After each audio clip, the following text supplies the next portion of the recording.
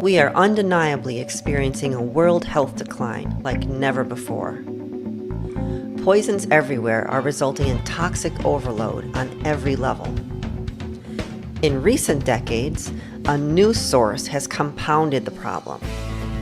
PFAS, commonly known as forever chemicals, don't break down. And among the worst of these are microscopic heavy metals that accumulate in our bodies and stay there. The safe exposure level to PFAS is 0. Yet we are bombarded daily. The negative health effects from these modern-day assaults is catastrophic. And for most of us, there isn't enough time in the day to sort through propaganda and misinformation to uncover the real reasons for declining health, like poor sleep quality, declining cognitive function, or plummeting energy levels. Yet our physical and emotional health deserve the best support available. Meet Masterpiece, a formula specifically designed to support your body in cleansing out these unavoidable microscopic toxins, enabling you to thrive and become the best version of yourself. For less than $1 a day, Masterpiece provides an effective defense and offense, preventing new exposures from taking hold while cleansing out accumulated debris, which leads to disease. All this while putting your body in a more nourished state. Finally, a product up to the task of clearing out these blockages to your own body's healing abilities. Masterpiece is a crucially important investment in your health and is available to you today. Use the referral link of the person who told you about Masterpiece to set up an account to get started on your journey to better health and healing.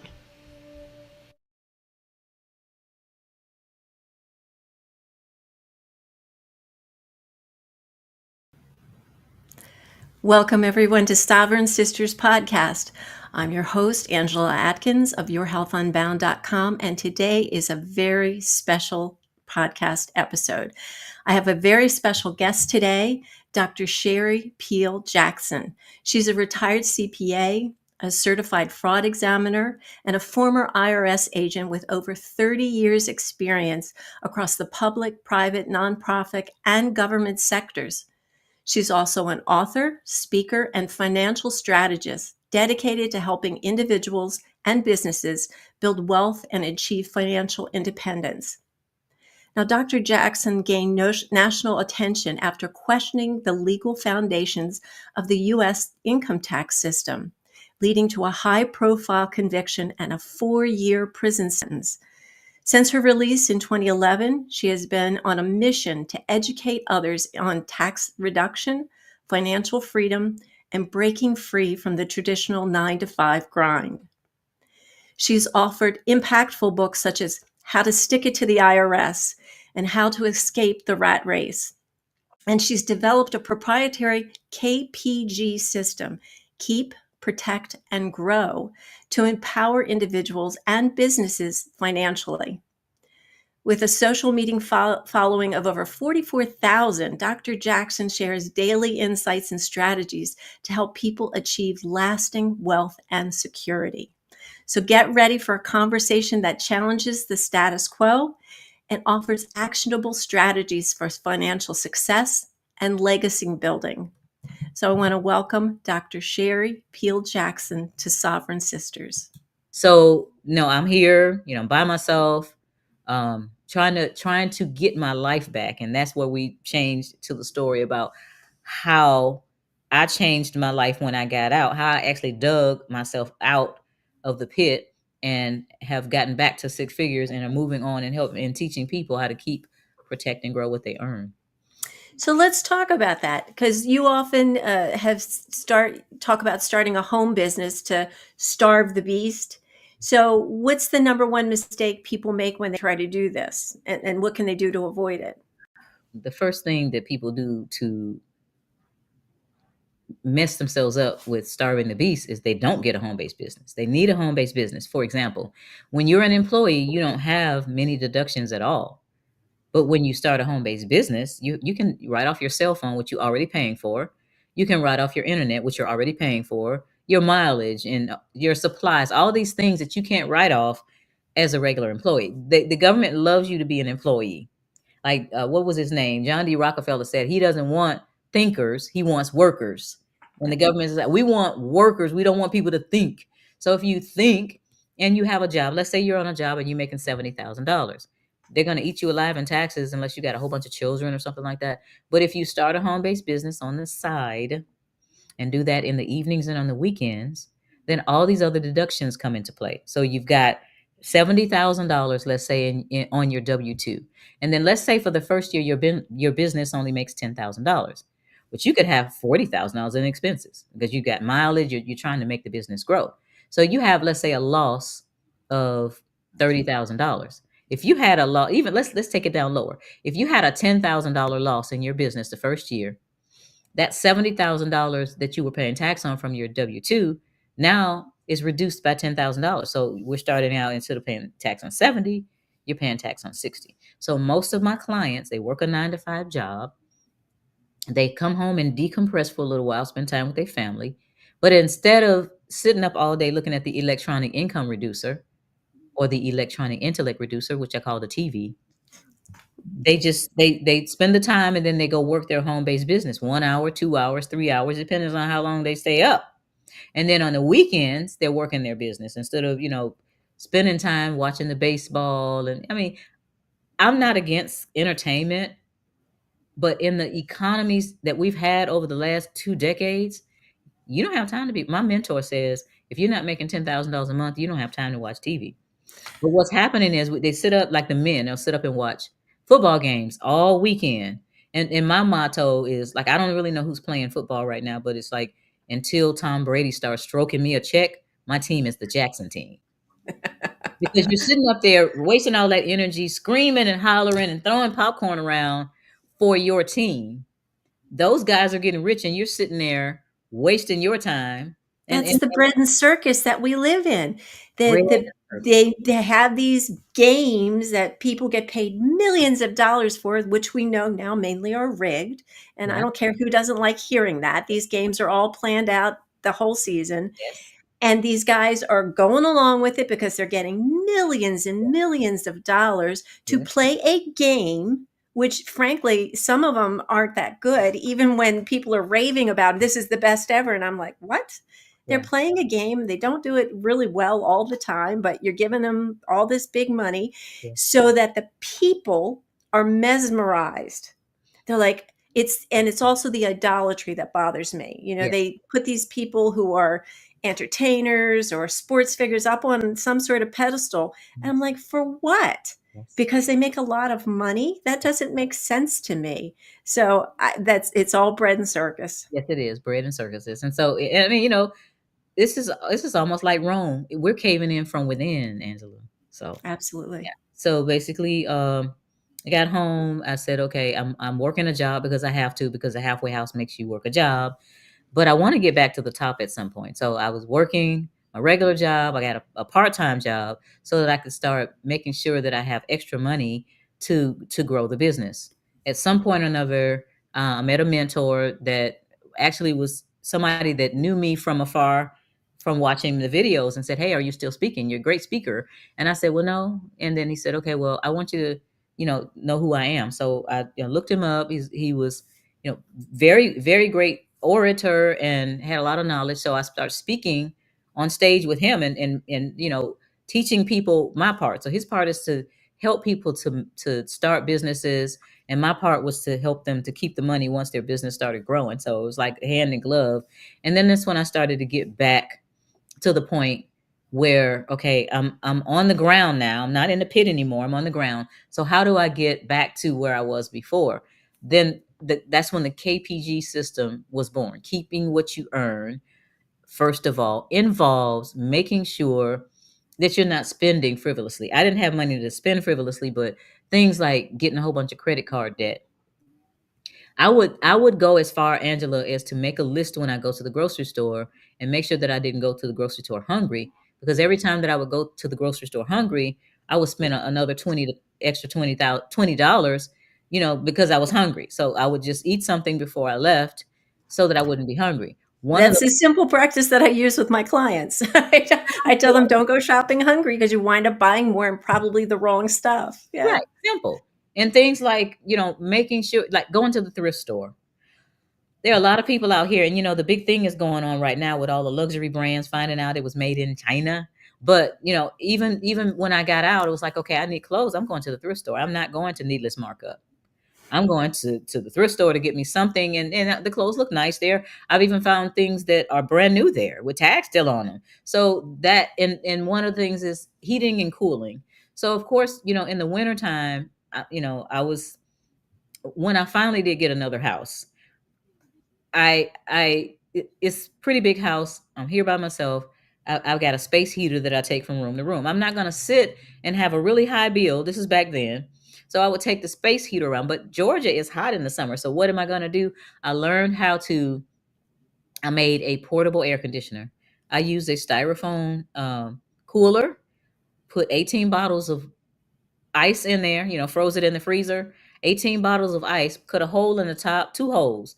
One of the holes has one of those things that has like the dryer, uh, the aluminum dryer thing, and the other one has a fan. So you plug the fan up, and the little bitty fan about this big, you put that downward, and it's blowing onto the bottled water that's frozen, and that blows the air out of that little uh the thingy. And so I'm sitting there on my sofa with this cooler in a chair. I made sure that I put a towel there because the condensation, and I'm sitting there, and it'll cool me for about 2 or 3 hours. And then the hardest part about it was keeping going back and forth to the freezer, put the melted ones in on the bottom, and then get 18 more, because I have a big old freezer outside. Put 18 more in there and cool yourself off. And then when it's time to go to bed, get some new ones and put it next to the bed, and you're cool at night. And so I wasn't going to have these high bills and stuff.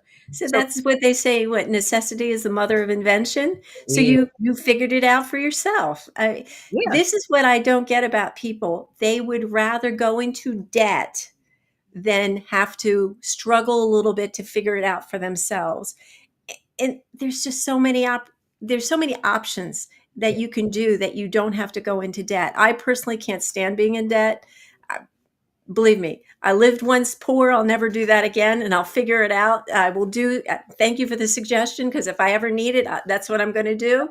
you know, But I feel like people need to take power to themselves and not just give over to the conveniences. They have yes, to redefine what convenience is. convenience kills.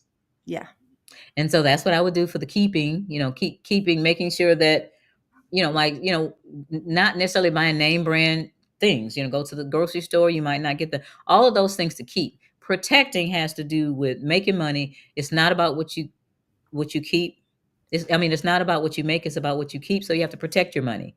So right. doing things like making sure that you have insurance, making sure that you have assurance. And what I mean by assurance, you have 6 months worth of expenses saved up somewhere, not in a CD or anything like that, because that's a whole nother story there. But if your expenses are $2,000 a month, 6 times 2 is 18. You need $18,000 cash somewhere, so that if stuff starts happening, what I say, the excrement hits the portable cooling device. When the excrement hits the portable cooling device, you got 6 months worth of money stored up somewhere to take care of your mortgage, take care of your rent, take care of whatever, while you figure it out. Right. So most people out here, from what I understand, don't even have $1,000 saved. So so protecting also means making sure that when you get your business started, you have it set up properly, and so that predators, the IRS, any lawsuits, uh, you're impervious to those. This is the United States of America. We have 5% of the world's population, but we have 70% of the world's lawsuits. There are more lawyers in Atlanta, Georgia. We're such a litigious nation. Exactly. Yeah. So, you have like a 1 in 5 or 1 in 3 chance of being sued. You need to protect that stuff. That's what the wealthy do. That's what the Rockefellers and all of those do. When the Kennedys, when Ted Kennedy let that girl, Mary Jo Kopechne, drown in 4 feet of water, her family didn't get much because he didn't own anything. Everything was owned by the Rockefeller Foundation. And so getting the structure set up to make sure that you don't, you want to pay what you're supposed to pay as far as if there's a lawsuit or something. But you don't want to pay like what the first lady that they spilled the coffee and she got millions of dollars. This is crazy. You Well, can on that line, I did want to ask you, you have said you want people to know that they don't have to pay any more than what's legally required. So Mhm. what are they legally required to pay? It depends on who they are. In other words, impost, excises, duties, and tariffs is what's in the Constitution. But if they want to see what I did, Angela, was I tried to cut the head off the beast. I said the income tax is a fraud. I'm not paying it. And you all need to look at the research. That's trying to cut the head off the beast. Now I help people starve the beast because I realize, just like we talked about tyranny and compliance, 99.9% of the people are not going to go try to cut the head off the beast. So I teach them now to starve the beast. The beast is still going to die, but how you starve the beast is you make sure that you're reducing the amount that you give the beast down to zero if you can, but it's close to zero. And again, we're going back to the home-based business. If you've got a home-based business, a legitimate home-based business, you can write off everything but the kitchen sink. For example, you going on a trip somewhere, you make sure that you make that a business trip, even though you might go to or Universal Studios, whatever. So if I go, like I said, I go to Universal Studios with my granddaughter, but I also have business meetings. I have clients in Orlando, and I have a big meeting in Orlando where we talk about taxes and business. That's a business trip. So they're not thinking along those lines. When mileage, every time you drive 2 miles, you're throwing $1 out the window because the mileage rate is like between 55 and 60 cents a mile. So if you have your home-based business and you need to go across town, to, let's say, to some kind of an event that's a personal event, make sure you have a stop over there that's a business event or a business purpose. So you can write that mileage off. It's a lot of work and a lot of people don't want to do it. You mentioned that, Angela. A lot of people are just lazy. They don't want to do it. But when you do it, it's rewarding because at the end of the year, you're not paying. I've seen people tax return where they made $77,000 on their business, get it all the way down to $12,000, things like that, because all of these expenses are tax deductible. Your internet, a percentage of your internet, your percentage of your cell phone. At the end of the year, I talk to my clients and say, let me see your financial statements. Oh, you made too much money this year. You got 1 month to start spending this money on business related stuff, or you're going to give it to the IRS. So that's the protect part, and the grow part, of course, is learning how to invest that money properly. I personally, I do not invest in anything that disappears in the blink of an eye. I have no IRAs, no 401ks, no mutual funds, stocks, bonds, any of that, because it's all manipulated. I'm sure you know that. Oh, absolutely. I invest in three things: silver, gold, and real estate. Perfect. I mean, in these days, there are so many things that point to the dollar means nothing. It can disappear tomorrow, but you can always have gold, silver, precious metals, land, ammo, food. That is something that's tangible. The dollar is really fiction. Right. It's a fiat. Exactly. Yeah, So how yeah, long, and right now, China, this war with China, if China just, sells back all their treasuries, they are in the process of making sure that the dollar is no longer the world's reserve currency. As soon as that happens, in the blink of an eye, we will become a third world country for real, because the dollar absolutely. won't be right now it's at the top. It's everybody's got to trade in dollars. They've got to change their currency in dollars. Now you got BRICS, and everybody's shaking in their boots about BRICS because BRICS is trading in other currencies and gold and other. So it's already started. The excrement is already starting to hit the portable cooling device. It's just a matter of how long is it going to be before this thing collapses. Now, when I was in elementary school, I was a master at musical chairs. Everybody else would be talking and laughing while the music was going, and they're going around, and I'm making sure that I'm next to a chair every single step of the way. Because when the music stopped, I was able to turn around and sit down into the chair. The music is about to stop. And my question to your audience is, do you have a chair? Because this is serious. We're not trying to, you and I are not trying to fearmonger people. We're looking at the facts about what's going on in this country.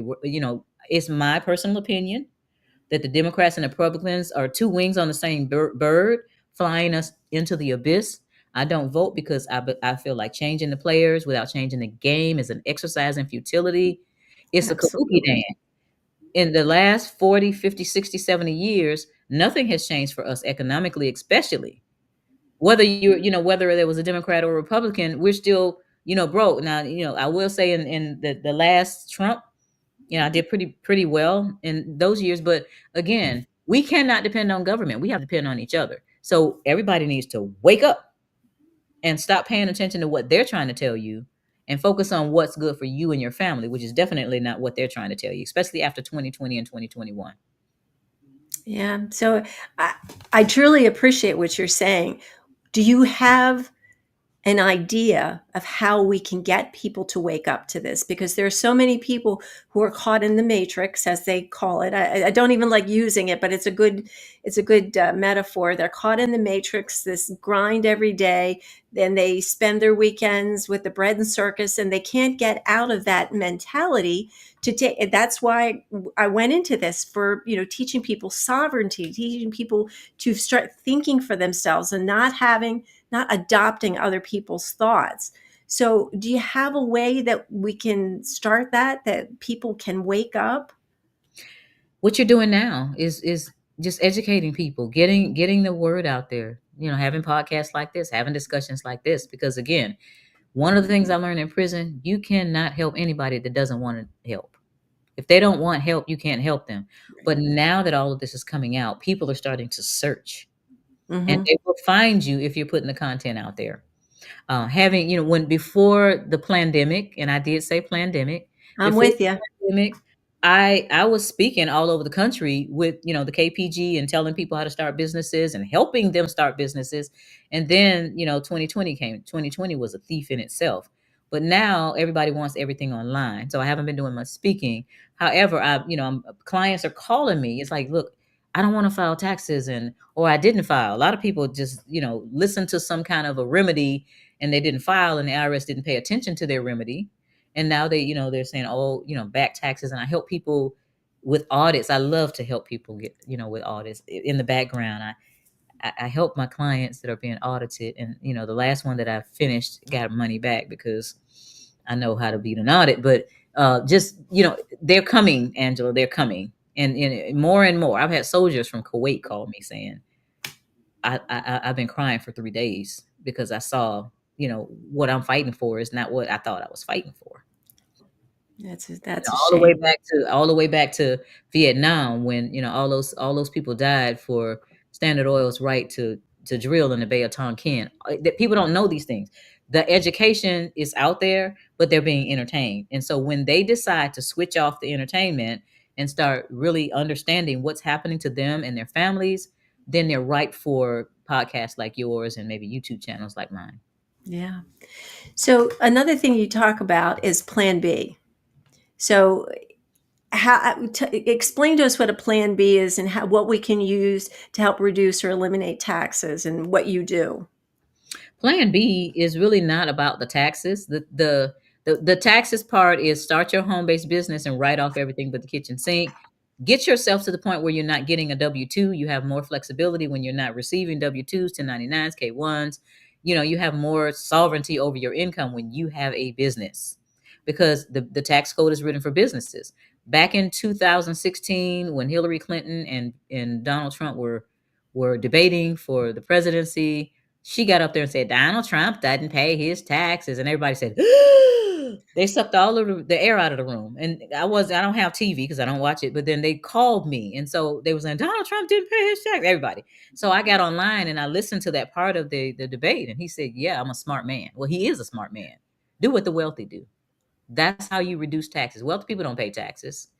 86% or more of corporations don't pay taxes. What are they doing that you're not privy to that makes it through? And I know the answer to these questions, and that's what I teach my clients. But what are the wealthy doing? You're not going to get in trouble doing what the wealthy do. And I'll say this before I jump over to Plan B. At some point or another, when I was an IRS agent, I got put on special assignment to go to one of the service centers. The IRS service center is a big old warehouse with a whole bunch of cubicles in it. And I had to review these $1 million tax returns that had $1 million but no income. And I'm not going to say who it is, right now, but one of the famous people that everybody would know their name, they got the earned income credit because they got their millions of dollars income all the way down using all these little codes and stuff and blind trust. Right. So that's how we get to the point where we reduce or eliminate taxes, just doing what the wealthy do and finding out the things that are available to us. I'm going to give you one of them. The Augusta rule. In Augusta, Georgia, every year there's this Masters golf tournament, and there are $1 million homes around that golf course. And these people are wealthy people. So they went to their Congress friends, their friends in Congress, and said, hey, the golf team from Australia, the golf team from Japan, the golf team from New Zealand, all of those want to come over, and they want to house the whole golf team in my mansion. And I can make a lot of money, but I don't want to pay tax on it. So Congress made the Augusta rule. And the Augusta rule says for 14 days and 14 days only, you can rent out your residence and you don't have to pay tax on it. If you go over 15 days, then you got to pay tax on it. So I looked it up, Angela, and those people were getting $10,000 to $14,000 a day for those mansions. So for 14 days, if you're getting $10,000 a day, that's $140,000 that you made that you don't have to pay tax on. That's the Augusta rule. The tax code was written for these people, what I call the corporatocracy. So what did I do? I found out that, and then in 1996 they had the Olympics in Atlanta. I rented out my house for 14 days to a journalist from Copenhagen, Denmark, and made enough money to pay for a year of my kids' private school. We can use if you do what the wealthy do, you can have what they have. That's incredible. I mean, it's such a messed up system. I mean, the wealthy have ins to the legislators who can make these rules for them that they benefit, and yet the rest, the average person, doesn't know about it. So thank you for that tidbit. So I feel like you've given something that nobody else has said. That's just amazing to me, that they can get away with that. That Yeah. it's just, I mean, I'm at a loss for words how awful that it just goes against the system. Yeah. It's like there's no fairness, there's no equity, you're not playing on an even field here. No, you're not. And like I said, it doesn't matter what color you are at all. No, And no. and there's so many more things that I know about what wealthy people do to Right. reduce or eliminate taxes. So that's what I share with the clients. And it's like, what can they do about it? The Rockefellers doing this, the Warren Buffett's doing it. You heard that Warren Buffett says he does, his secretary pays more taxes than he does. And she probably does. And that's how that goes. So as far as a plan B is concerned, the plan B is what wealthy people have also. Oprah has her own island. What's his name? Bronson has Necker Island. Ted Turner has over 1,000 acres in Montana. They all have a plan B for when the excrement hits the portable cooling device. Okay, they all have a plan B. So we need to be making a plan A, B, C, and D. For example, you've heard it's been said that our power grid is very vulnerable. Are you prepared to deal with not having power for 2, 3, 4 weeks, a month? Do you have food? Do you have water? Do you have ammo? Do you have puppies? That kind Mm-hmm. of thing. I call them puppies. Do you have puppies? So that's your plan B. So for example, my plan A right now is I have this house, it's pretty secure. I have the things that I need. Like I said, I just came back in from planting. I didn't plant a lot because I need to till the soil some more. So I got the strawberries out, I got some peppermint out, some lavender, but all of the vegetables and the watermelon and all that I have to do within the next few days because it's time to plant. So I have two uh, blueberry bushes, 8 blackberry bushes, 2 apple trees, pomegranate tree, a fig tree, and a pecan tree in the back. I've got a peach tree in the front. I've got 2 raised bed, as large as SUVs that I'm going to fill up with stuff, and I have kale growing in my sunroom. So that's part of a plan B. And then I have a home in Costa Rica. So I'm building a master plan shipping container community on the east coast of Costa Rica for those who want to exit the country and have their plan B, because a lot of, that's what wealthy people do. They have homes in other places. So I help people set up corporations there and just build up their life and build up the people around them by offering jobs. And what I have 3 corporations there. So it's all in what's comfortable for you. That's what your plan B is. But it's not just sitting on your kabunkum and watching TV, because when it happens, it's going to be too late to formulate a plan B. Right. I mean, I'm with you on being prepared. We do the same thing. You're a little ahead of us for the season. We're just getting to the warm weather. We haven't gone past our last frost. But yes, growing your own food, making sure you have a source of water outside of tap water, and that's not bottled water, just saying. I mean, we have rain barrels, so we Yes. collect our own rain. Yes. Having all those things is a plan for financial freedom too. And Yes. I don't think people equate those things, because what are you going to do if there's no food, no water? You're going to have to spend money to get the things you don't have. So financial freedom goes way beyond just having money in the bank. It's having the reserves when you don't have food, when you don't have water, when you don't have shelter. I mean, you're going to have to consider all these things. 2 things I wanted to say about what you just said. Number one, when that stuff happens, nobody wants that fiat money. You got to have some silver and gold. Absolutely. The grocery stores are not going to let you in if you have fiat, and the credit cards won't work. I want to remind your listeners that in 2013, in Cyprus, Greece, the people woke up on Monday morning and the banks were closed. They were having a bank holiday where they were taxing. They had gotten so broke that they were taxing the people's money that was in the bank that had already been taxed.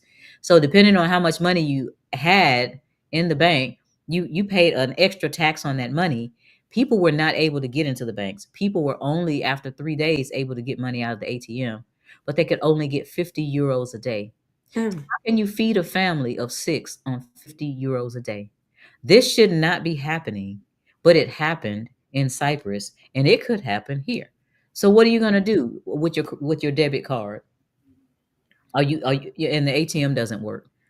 Are you going to break the doors down to the bank? And then how are you going to get in there to get the money out? What are you going to do? Being prepared is very serious at this point, because you never know what's going to happen. So outside of having silver and gold, that you can trade anything for silver and gold, because the person that gets it will be able to trade for something that they need.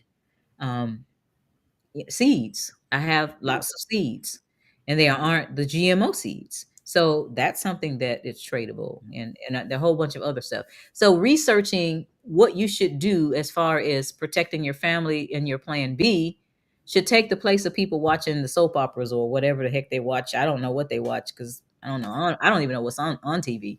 I don't either, honestly. I feel like once you have exited what I call the matrix and realize that there is more to life, you can't go back. Yeah. And I think too many people live in fear of what that other side is. They don't want to approach that because they're not ready. Right. And so I think the call to action here is it's time to make that evaluation, Yes. because we are very close to financial collapse. We Yes. really are.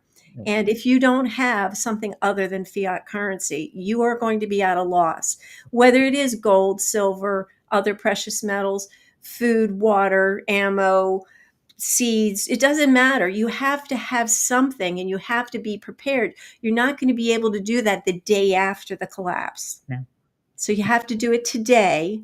And you should have started years ago, because you should see my basement. we are prepared. And in addition to just the normal preparations, yes, I can see people buying, canned foods or long storable food. We grow our own food. Right. During the winter, we do it hydroponically. During the summer, we do it outside. It is beyond rewarding. I mean, people say, I don't have the time. You do have the time, because once you do it, it changes who you are. I mean, there's just that. It is a spiritual thing to get your hands in the dirt. It Yes. really is. It changes who you are, because you're connecting with nature. Yeah. And I think we all need to do that. I really think that's so important. It is. It definitely is. So, is there anything first off that you haven't said that you want to say, or maybe something you haven't said to anybody in the past that you really want people to know? The thing that I want people to know is that you don't have to settle for what you're being fed by the government, the media, and all that. Sit down, pray, think about what you need to do for yourself and your family and make that happen. That's all to it. People have said to me jokingly, Angela, hopefully they were joking. I'll say something like, yeah, you need to be maybe storing up some canned goods, even though they have an expiration date on there. If you keep them well, you can still eat them. It's like, no, I'm not going to do that. I'm going to come to your house. And there's an episode of The Twilight Zone called The Shelter. And when I saw that, it made the hair on the back of my neck stand up, because it was a group of people that were neighbors, and they were at a doctor's house, and it was his birthday, and they were laughing and joking at him because he had built a shelter in the basement. And then all of a sudden on the radio, there was an announcement of some kind of an attack from the air, and that everybody should go in their basements. Well, the other people left to go to their houses. The doctor, his wife, and his son went down to start putting their stuff in the shelter. And then slowly but surely, his neighbors started coming back, trying to ask to get in the shelter. And he was like, I only made room enough in the shelter for me and my wife and my son. I kept telling you all to do this. And it was like, so he reluctantly, and they were saying stuff like, well, just take the children with you. It's like, I can't, there's not enough food. And what, he closed the shelter. And for the next several, parts of the show, they were trying to find ways to break into the shelter. And at the end of that episode, they got a battering ram and they broke the shelter down. And they got into the shelter. They just opened it, and so it was no longer sealed. But then on the radio, you could hear in the background that it was just some weather satellites. And they were like, oh well, we'll get it fixed for you. We're sorry. But even in during the period of time where they were trying to break down the shelter, they were fighting each other. It's like, you're not from the United States. You need to go back to where you are. And we Joe around the corner has a welding a welder. Now we don't want to tell them, because then they'll be trying to get in the shelter. It was crazy. But then they said at the end, it's like, yeah, we'll get you fixed up and we'll pay you back, and everything will be back to normal. And the guy his eyes were big, he was still flabbergasted by the fact that his neighbors and his friends broke his shelter down. And when the guy said, we'll get it right for you, we'll get everything back to normal, he said, what is normal? And it ended like that. And then there was another series. I don't know if you saw it. It was called it was called Jericho. Do you remember that? It was maybe I've heard of it. I've never seen it. I think that's the one. No, that wasn't it. It was Revolution, where the grid went out. And it started 15 years after the grid went out. And they're trying to tell us stuff with sci-fi. Absolutely. They're Yeah. tell us. So yeah, that was a series that I watched on Netflix. I do watch series like that. The Jericho one, where they had like atomic bombs that had gone off in several cities and how people survived. But the one that was Revolution was how there were different factions all over the United States after the grid went out, and how people protected themselves. And like it followed a few families a few days after the grid went out. So one, kind of upper middle class family heard something at night, and the husband went down with a baseball bat, and it was his neighbor stealing all his silver, because his neighbor had been over to his house several times and dined and knew he had silver. So he was stealing his silver. These are things they're telling us. And so if you're just sitting there watching it for entertainment, you need to start taking these in and evaluating, what does this mean? What am I supposed to take away from this, as if it's an educational program? Because in some ways it is. It's trying to tell you something, because they always have to tell you, and then learn from it and act on it. That's the thing that people don't do. They don't act on it. That's where we're at now. It's time to take action. All of the Bond movies, Goldfinger, Eric Goldfinger, that's the sign for gold. All of that, Star Trek. I'm a Trekkie from way back, and the flip phone. The communicator was the flip phone. There was an episode where they had the disc. All of that, the things that they showed us back then, they were working on that. And so what is it that they're doing now? What is it that the movies, the not the regular movies, the foolishness, what are they telling us in the sci-fi right now? Right. Yeah. So just be aware, get prepared. That's what I want to tell the people. So Sherry, tell us where people can follow you, how they can get in touch with you if they want your services. We'll include that all in the show notes so people will have it. Well, I'm at sherrypeeljackson.com. That's my website. My email is connect@sherrypeeljackson.com. I do have a YouTube channel I haven't been on for a while. I'll be back on pretty soon. It's my name, Sherry Peel Jackson, or at Thrive with Sherry. And I don't do the Instagram and all that, even though I have it. It's all of my stuff is under sherrypeeljackson.com or Thrive with Sherry. So my website tells a lot about me. There's a little section about Sherry. Get to know Sherry better. It's like 20 questions that somebody asked and the answers to those questions. And people always say, "Oh, I didn't know that about you." So yeah, but sherrypeeljackson.com or connect at sherrypeeljackson.com. And I'm here. I'm in the Atlanta area. I'm about 15 miles east of downtown Atlanta. And I go back and forth, like 4 times a year to my home in Costa Rica because that's my plan B. Well, that's great, Sherry. And I thank you so much for your time. This has been a wealth of information, some great stories. Love them. We'll put all your contact information in the show description. And don't go away. I'm going to thank everybody for being here, and then we'll come right back. Okay. Thank you, everybody, for joining me and Sherry today. And we hope you enjoyed this. Got a lot of information. You might want to listen to it more than once. And I hope you'll come back for the next episode of Sovereign Sisters. And until then, God bless.